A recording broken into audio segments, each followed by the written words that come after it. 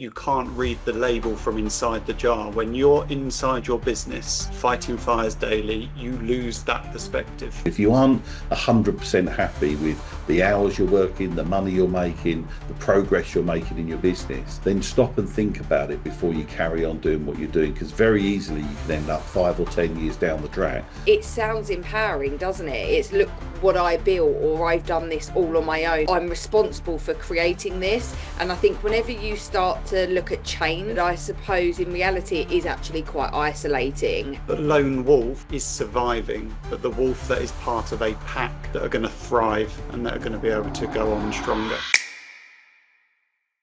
We glorify the solopreneur grinding at 2 a.m, but here is the reality. No significant business was ever built by one person. Isolation isn't heroic, it's a growth limiter. If you want to scale, you have to stop trying to be the hero. This is Beyond the Business. It's the series where we dive into what really drives scale, shifts founders must make in leadership mindset, funding decisions, planning, and the ecosystems that support lasting growth. If you're ready to move beyond firefighting and build a business that's truly built to scale, then you're in the right place. I'm Gault, strategic business coach at CH4B, and today we have with us the CEO of CH4B, Neil Kilgour, and Nicola Buckby, our MD, as we discuss the lone wolf myth and why isolation is the biggest threat to your business growth. So, welcome both of you. We're going to get stuck straight into the conversation. We live in a culture that loves the image of the self-made founder. But I believe from your experiences, you would say that this mindset's actually quite dangerous in business. Nikki, do you want to kick off with that?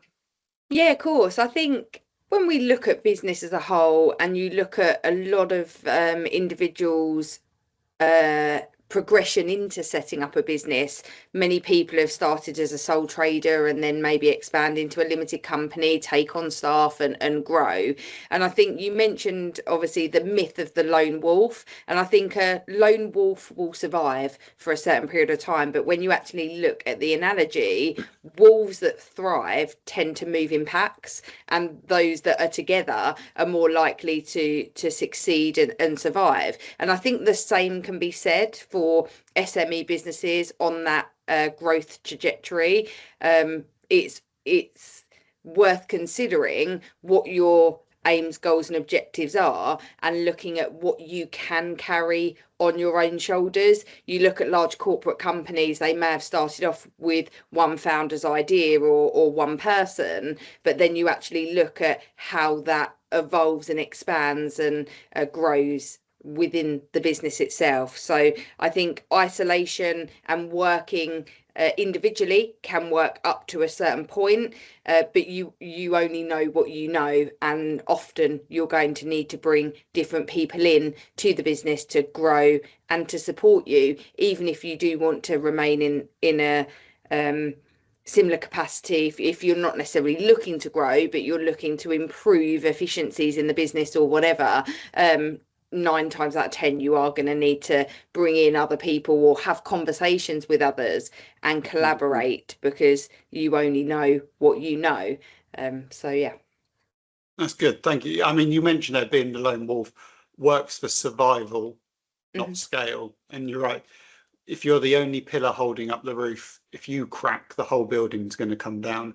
You know, isolation is going to be that number one pillar of SME resilience. And Neil, what's your thoughts on this? Well, I think that everybody has people around them. So even if you are a sole trader, we all have people around us. The question is, are they the right people? You know, often if you're on your own running a business, you might look at your partner for support, your spouse. You might look at your friends and run things by them, but are they really the right people that are going to give you that right support or that right advice? And yes, you know, we've met a lot of people that try and do it on their own without that support.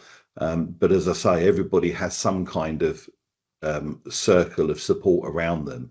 But if it's not the right support, then that can be quite dangerous as well.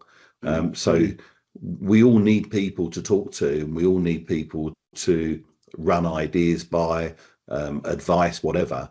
But it's making sure that we're getting that advice from the right source or the right experience. Yeah, and it's interesting because you're right. You've got to have the right people around you. If we look at some successful businesses out there, Jobs had Wozniak, Gates had Allen, Kilgour has Buckby. You could say that.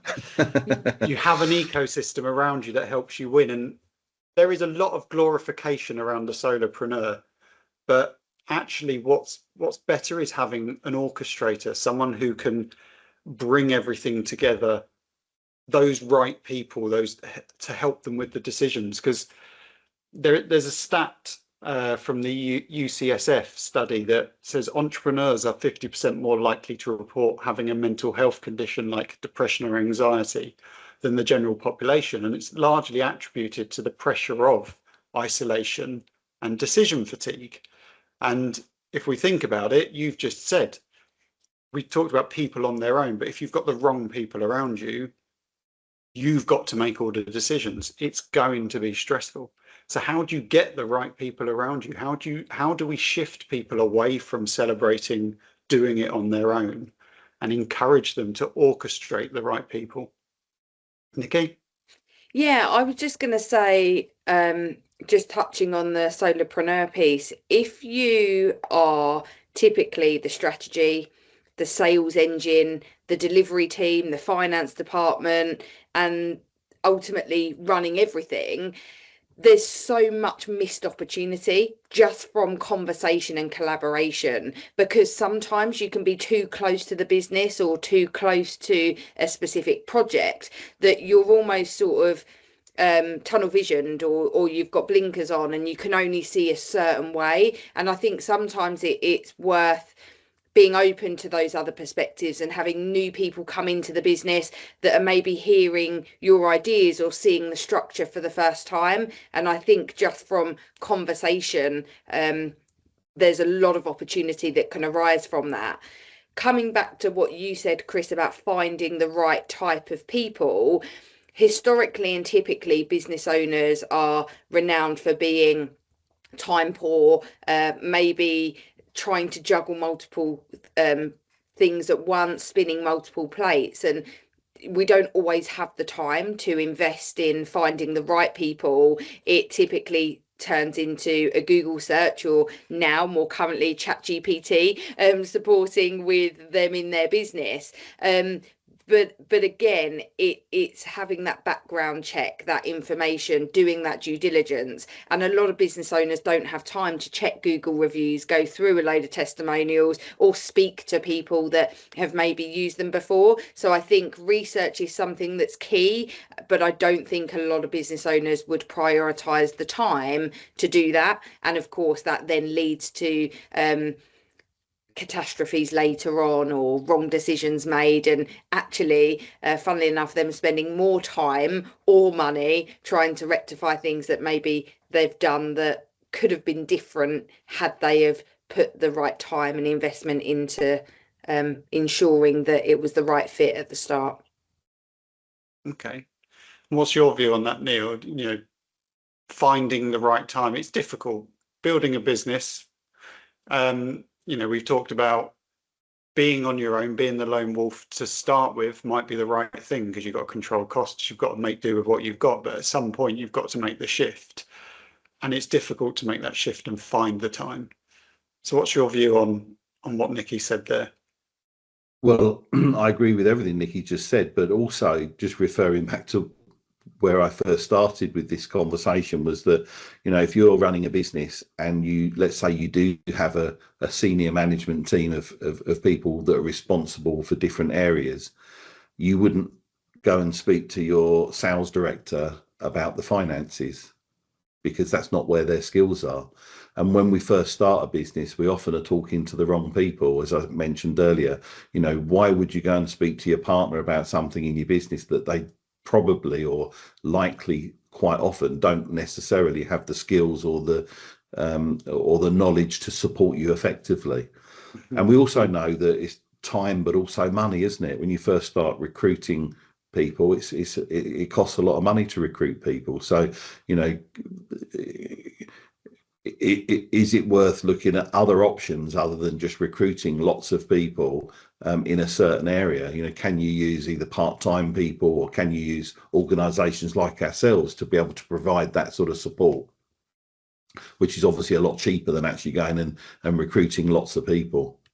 Of course. So I suppose one of the questions I want to try and help people out there understand is, why are we celebrating those people that are slogging it till the early hours of the morning doing it on their own? Why is there that perception out there that they're working really hard, so they're the successful ones? Why are we not celebrating the ones that do choose to get the support and orchestrate those people around them to make it an easier journey, essentially? Either of you have an idea on that? Yeah, I think it sounds great, doesn't it? It sounds empowering. And I think sometimes it can be not necessarily status, but it can be that a control thing or a trust thing. And I think it 9 times out of 10 is an emotional shift that a business owner would need to go through, because if you're solely responsible for doing everything and you've done everything for so long, delegation can sometimes be quite challenging. And it sounds empowering, doesn't it? It's, look what I built, or I've done this all on my own, and I'm responsible for creating this. And I think whenever you start to look at change, I think is another thing, individuals, and it's well known that people are reluctant to change, or it's that fear of the unknown that I think has an impact. And I think ultimately, in reality, it's that fear that could be preventing them from expanding or even diversifying how they're currently operating. I think it sounds great, and it sounds really empowering, and it's great for your own sort of thoughts, but I suppose in reality it is actually quite isolating, and there's a shift between control and almost using that and having that thought around, oh well, I can't do this because it might mean XYZ, to just being open to that possibility that change and expansion and speaking to people and evolving could actually be a positive. And I think naturally people look at all the reasons for not doing that rather than being open to the possibilities of moving it forward. So I think, to summarize, it sounds empowering. It sounds like a huge sense of achievement for an individual, and I think that's what a lot of people focus on, rather than thinking about it in a slightly different stance, that actually this is holding me back, or this is quite isolating and I'm actually stopping myself from scaling, or actually I'm exposing my business and myself to some challenges or future problems that could have been avoided had I have spoken to the right people at the right time. So I think it's to do with individuals solely relying on themselves and having that fear of opening up and bringing others in. There's an element of an ego boost by knowing you've done it yourself, but also it's the safe space. Yeah. Rather than the fear of handing control, as you've said, over to someone else is how they perceive it. What's your view on that, Neil? I think anybody that starts a business, you know, there's a lot of people that talk about starting a business. They'd love to go and start a business, but they don't actually do it. And the reason they don't do it is because it takes a lot of courage to start a business. Let's just go to that first step, you know, before anybody actually does it. You know, to leave your job, to put whatever money you have into a business to start something, you've got to, all of those people are strong. They've got strong beliefs. They have to have an ego. You have to have an ego. You also have to have some kind of arrogance as well, because you're completely focused, monomaniacal, driven to do whatever it is that you're going to do. And I think because of that fact, sometimes initially people are so focused and driven on what they're doing that they're not looking outside. They're just looking at themselves and what they're delivering rather than looking at outside of that. And so and we all know that the amount of learns that you have when you first start a business, it's just such a steep learning curve. And some people see early on that they need to bring in support, and some see it later on. But I think it doesn't matter who you are. I know we've talked about this many times, that everybody has skills in different areas, but nobody has all of the skills. So everybody needs support in different areas at some point. And it's at what point that business owner realizes that they need some support in areas where they're not necessarily skilled at, and where they're going to go and get that support from, and how they're going to build that into the business so the business can afford it and they can carry on doing what they're doing from a focus and time perspective. And I think that's why a lot of business owners look at it late on, as I did from my own experience. I look back now, and I think you asked me a question some time ago, Chris, what would I tell myself if I could go back and tell myself something 25 years ago? And that would be it, because, you know, get experience and knowledge in early, because it saves you a lot of time and heartache. Yeah, it's interesting because you've both picked up on, obviously, the element of perspective and how people look at the business. It's not a bad thing to be able to drive your business forward, but you're only looking at it through your set of eyes. If we use the analogy that you can't read the label from inside the jar, when you're inside your business fighting fires daily, you lose that perspective. So if you think you've got a sales problem, but actually an outsider can see you have a delivery problem, but your perspective's not allowing you to see that. And that's why getting an advisor, a coach, someone else to come in and support you, it's not actually a luxury, it's a necessity for you to change that perspective. And there's a fear, as Nikki highlighted, a fear to change. There's a fear to, I've built this business, and to allow someone else to come in. It might move in a direction I'm not comfortable with, but actually you've got to get uncomfortable to make progress. You've got to move forward. So yes, you can have an ego, you can have an arrogance, as you say, Neil, you need that to get yourself going. But then at some point, you've got to accept that you don't know everything. So how do we get people to start opening up and changing that perspective and seeing things differently? Neil, I'll come to you first on that one. I think it's small steps. I think, you know, if you've got somebody that wants to, they know that they need to change. It's a bit like, you know that you're overweight and you're unhealthy, and you know you need to go to the gym, but you keep putting it off because it's easy to put it off. You know that you need support in the business, or you know that the business could do with some extra help, but you keep putting it off because you're busy and you're focused on other things. So maybe it's just taking small steps initially, rather than go out there and, like I said earlier, employ a couple of full-time people, which are going to cost a lot of money to do that. It's a huge commitment. And then obviously the chance of you could go through that whole process and that person not be right, which happens often. We've all been through that, any business that's grown. So to start off in a small way and to bring in support in other areas, whether that be a part-time person, whether it be, other areas of support that can help help your business get to where it needs to be. Okay, thank you, Nikki. I think there's a few things to consider.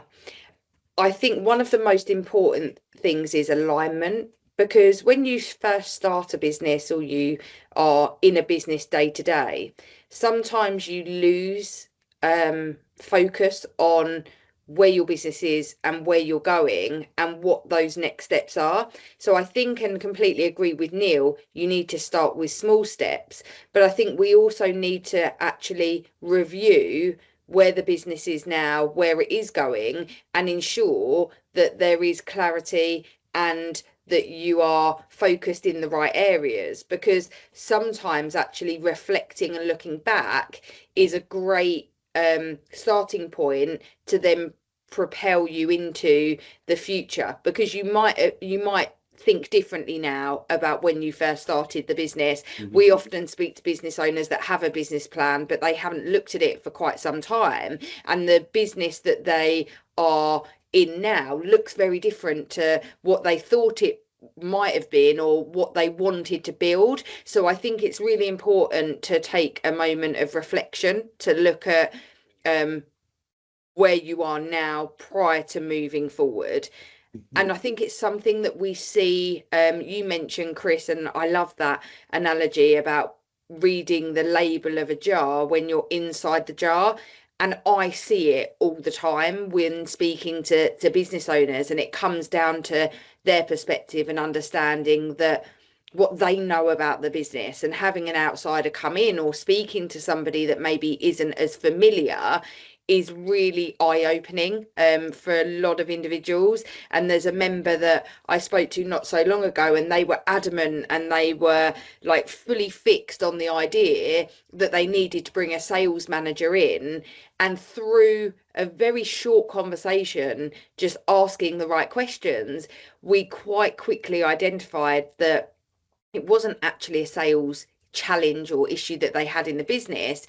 It was actually a systems and an operational challenge that they had. So actually the steps that they needed to take was to look at bringing in an operations manager, but unless they would have taken a step back, reflected on where they were, what outcome it was that they were trying to achieve, they may have then taken the decision to take on a sales manager, spent an awful lot of money doing that and time to recruit and find the right candidate, and then find that going through that whole process they were in exactly the same situation that they were prior to recruiting somebody, because they were putting a plaster or trying to fill a hole in the wrong area of the business. So I think reflection and just reviewing is something that's really important prior to taking those small steps that Neil mentioned.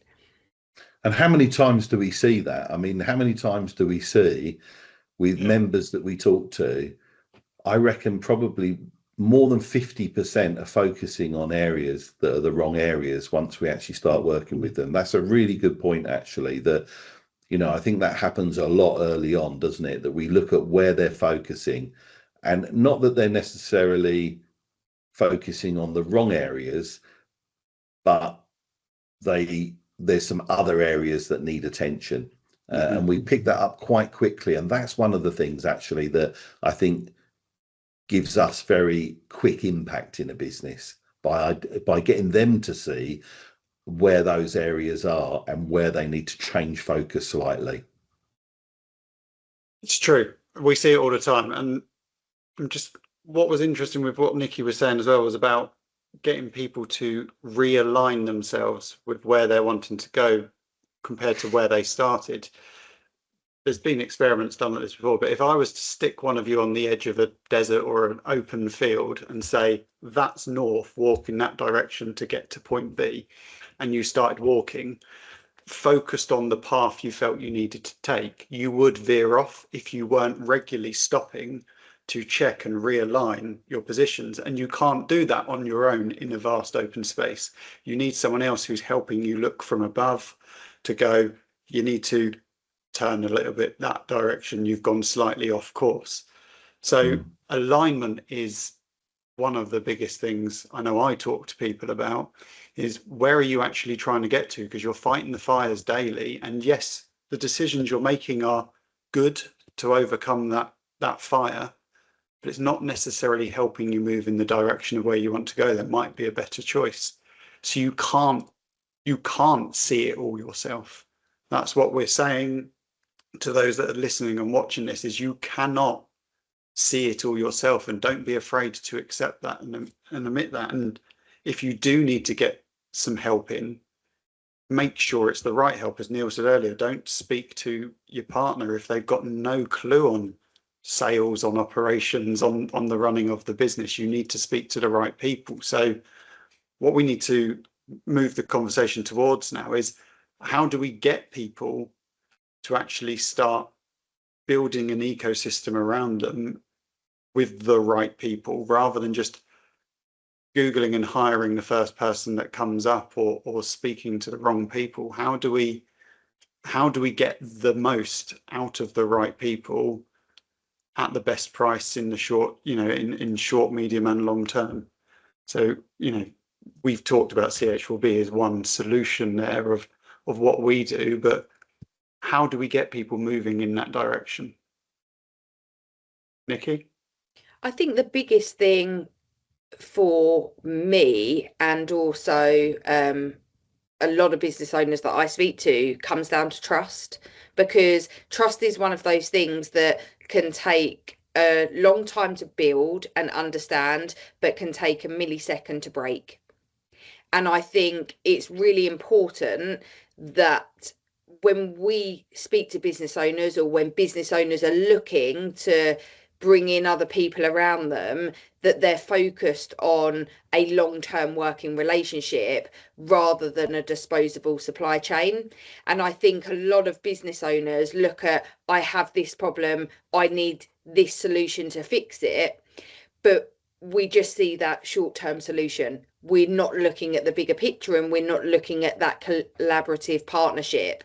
And I think that trust is something that needs to be earned, that is something that doesn't necessarily happen instantly. And that is why people have Google reviews, testimonials, and you put the work in to understand that whoever it is that you're looking to work with understands you, understands your outcomes and what it is that you're looking to achieve.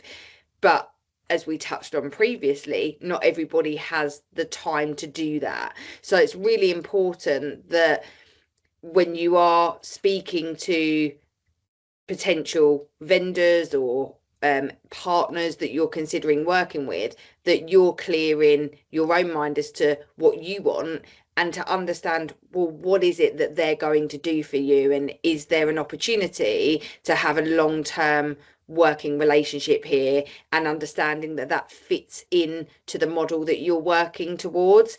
And I think one of the things that I learned early in my career as a salesperson is that I was chasing every deal, every job, every close, but not necessarily being specific or open to whether I actually wanted to work with that client, or whether that client would be right for me. And I think one of the challenges are sometimes when you have a problem, or you have something that needs rectifying in your business, you can make knee-jerk reactions without doing a lot of that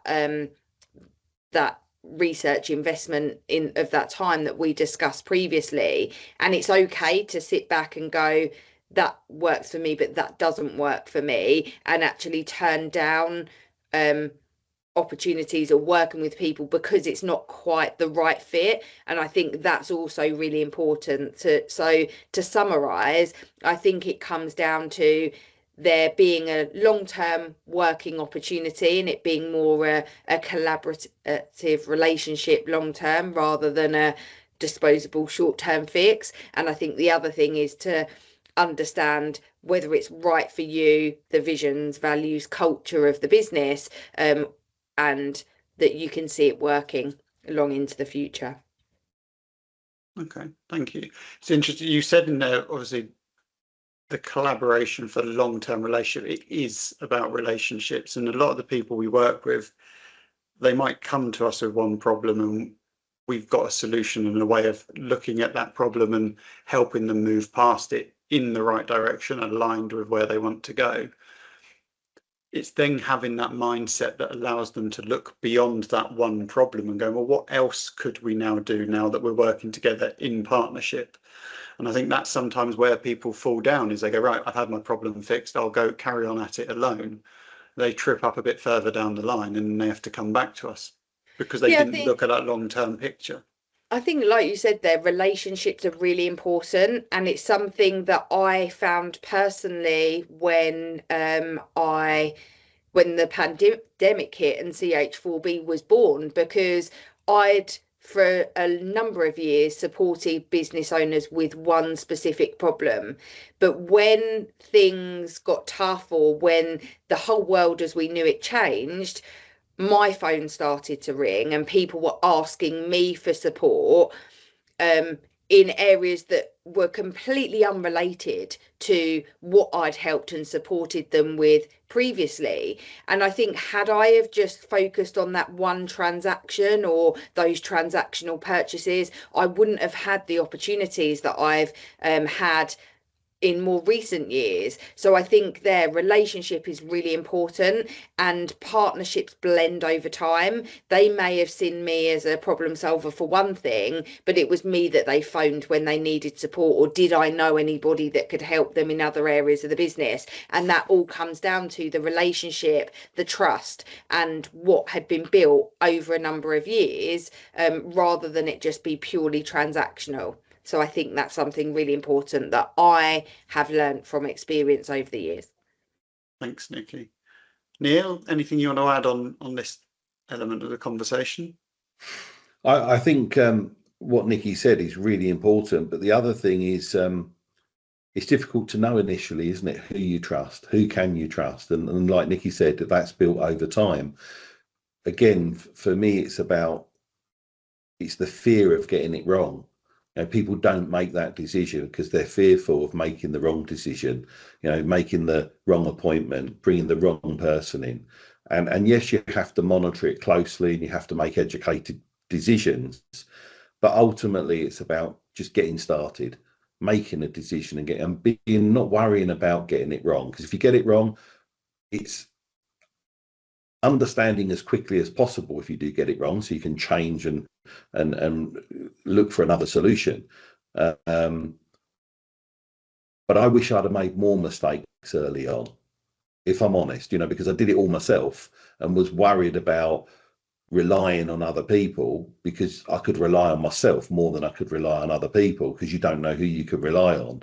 So you carry on doing it yourself. And if I'd have had more faith in just making that first step and looking for support or help in certain areas, it would have saved me a lot of pain and heartache, without a doubt, looking back.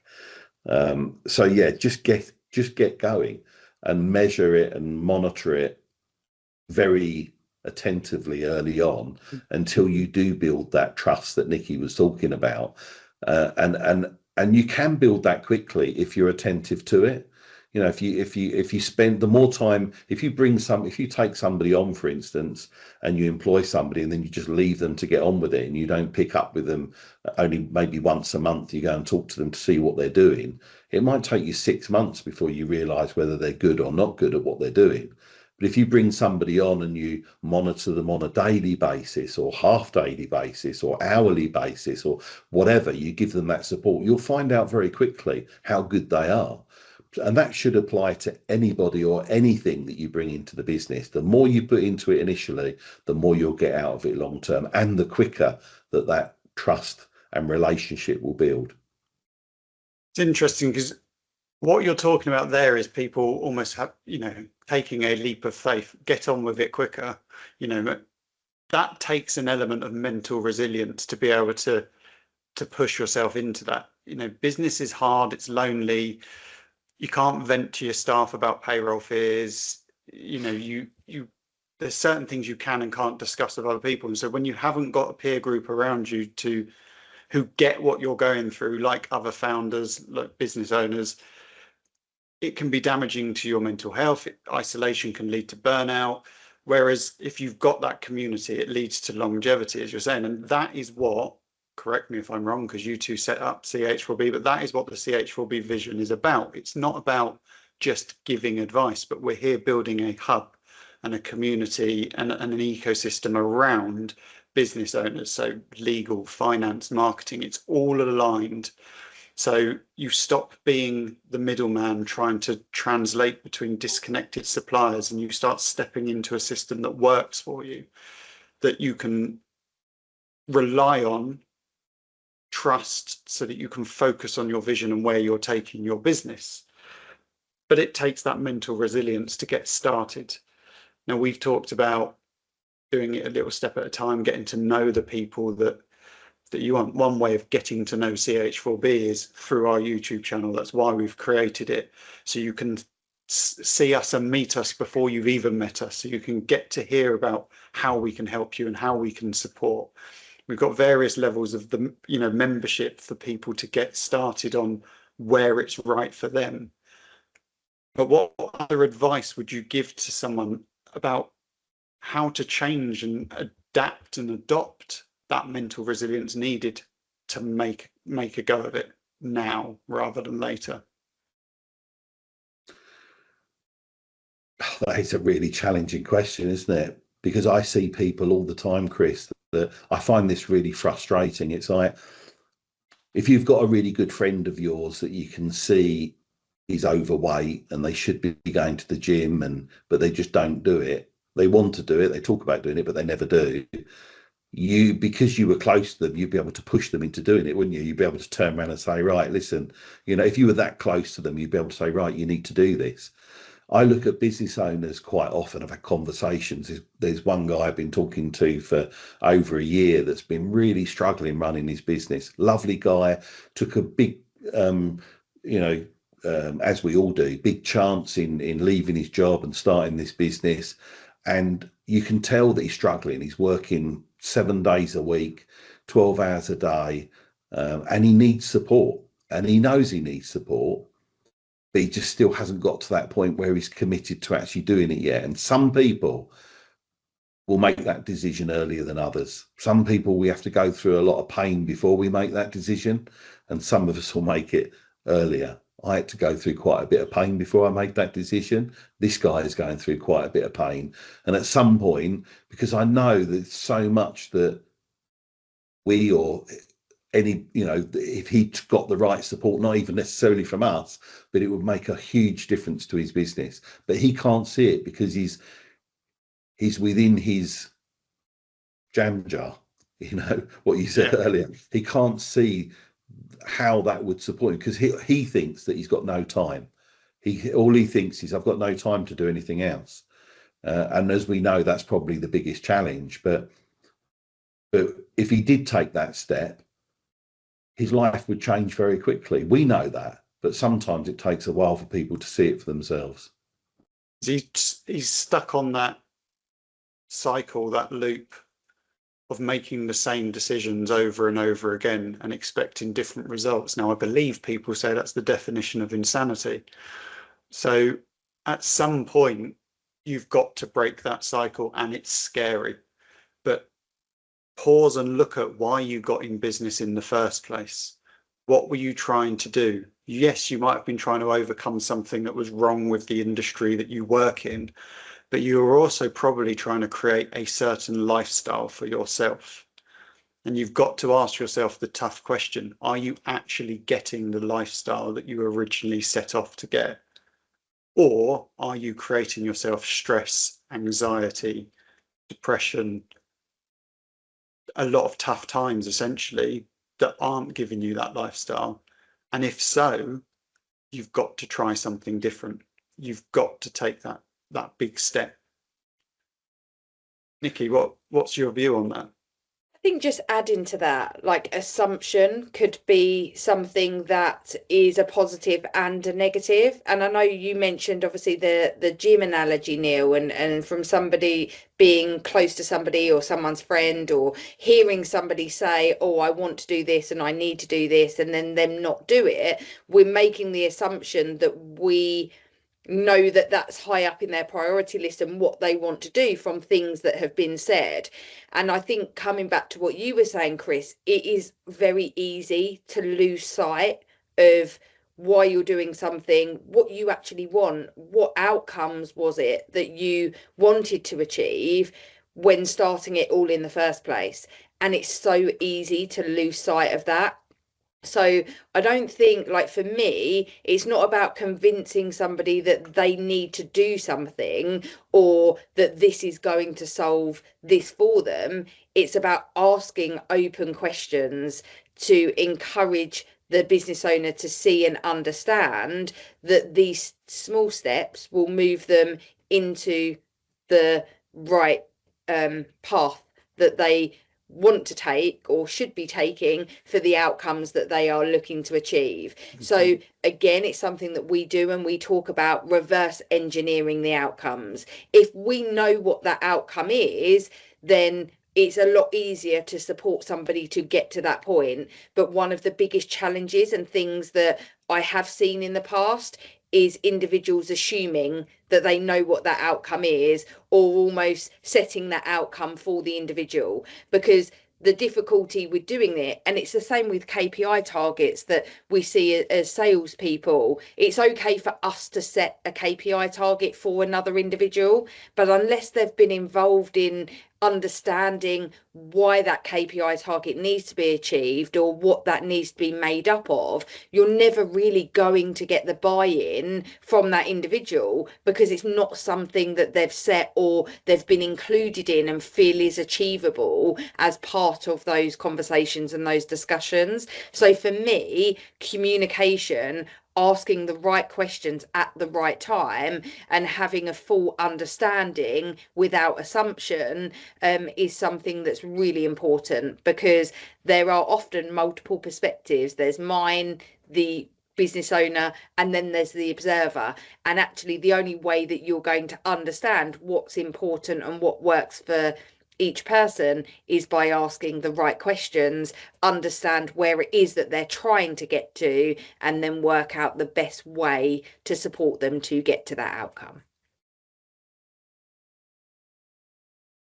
I'm just going to process that for a moment, because if you think about what you've just said, and the business owners, they are making assumptions. You said they're making assumptions about the outcome. They don't know what the outcome is going to be, but a lot of them, what we're talking about here, if I keep going at it, if I keep throwing myself at it alone and keep going at 100 miles per hour, it will be fine. I'll get past the problem. Actually, what we're saying is it's okay to take a moment to pause, slow down, to then speed up the growth afterwards. And in fact, I'd go as far to say it's essential for people to stop and slow down, stop making those assumptions, and actually question the reality they believe they live in. What I'd like you both just to sort of end this conversation on for today is if you could give one key takeaway that you want people to get from this video, what would you leave as your closing message to those watching? And Nikki, I'm going to put you on the spot and ask you to go first. Yeah, that's fine. I think it is a tough one, but when I look back on my experience working with different businesses of different sizes, I think the smartest founders, or the founders that have been more successful, aren't the ones who are trying to prove that they can do it alone. They're the ones that are actually, I would say, mature enough to admit that they shouldn't do it on their own. So I think strength and growth of any business is never built on isolation. It's built by an ecosystem, a collaborative working environment where conversations support in various areas of the business. So it's those businesses that can strip everything back that we've talked about today, whether it be status, arrogance, whether it be fear of failure or fear of doing something new or losing control, all of these emotional ties, and that's something that's really important. We're making these decisions emotionally. Those business owners that can strip out that emotion and just really focus on the outcomes and being open to the possibilities of working with others are those that I've seen have been more successful and have made huge changes and improvements to maybe where they were versus where they are now. Thank you. Neil, what would you leave for the people watching? I would say just stop for a minute. Just stop where you are and take some time to really consider what you've been doing and where that's got you.